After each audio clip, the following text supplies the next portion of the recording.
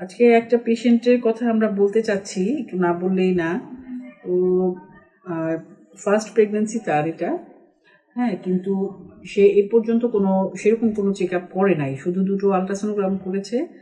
আর ওর আসলে ইডিডি ডেটও কাছাকাছি চলে আসছে, প্রায় মে মাসের 19 তারিখে, তাই না? হ্যাঁ।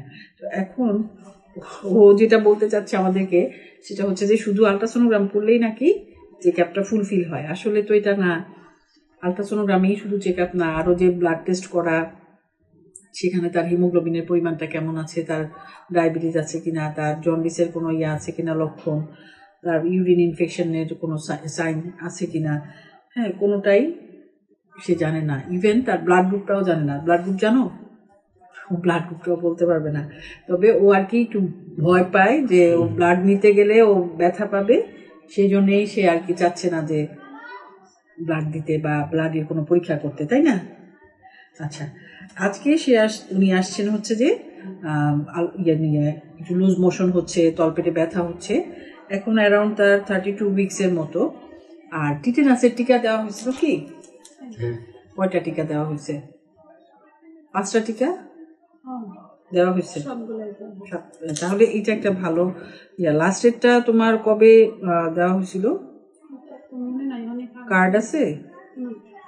যাদের আর কি টিটেনাসের টিকা দেওয়া থাকে তাদের হচ্ছে যে একটা কার্ড মেনটেন করে ওরা, পারিবারিক স্বাস্থ্য ক্লিনিক বা সূর্যের হাসি ক্লিনিক, ওইসব জায়গা থেকে দিলে 5টা টিকার একটা কার্ড থাকে।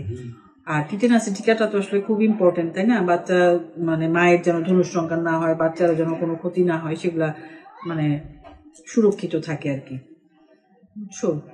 তো এমনি তোমাদের বাসা তো হলো অনেক দূরে, রূপগঞ্জ। ওখানে কি ভালো কোনো সেন্টার নাই পরীক্ষা নিরীক্ষা করার মতো? ছিল না? তাহলে করো নাই কেন? ভয় পায়। এই যে বারবারই ওরা একই কথাই বলতেছে যে ও ভয় পায়, ওই জন্য করতে চাচ্ছে না। হ্যাঁ, ওনারা ওখানে একজন ডাক্তার দেখিয়েছিলেন ডিসেম্বর মাসে, তখন হচ্ছে যে ওরা কিছু পরীক্ষা নিরীক্ষা লিখেছিল, কিন্তু তারপরেও সে সেগুলা করেনি। আচ্ছা, তাহলে আজকে আমরা অনেক মানে কনভিন্স করে তাকে রাজি করালাম। আশা করি সে পরীক্ষাগুলো করবে। আর এটা করলে আমরা ওনার কোনো সমস্যা আছে কিনা বা বেবিটারও কোনো প্রবলেম আছে কিনা সেগুলো জানতে পারবো আর কি। ঠিক আছে? আর প্রেগনেন্সি থাকলে হাসি খুশি থাকতে হবে অনেক। তুমি হাসি খুশি থাকলে তোমার বাচ্চাটাও ভালো থাকবে।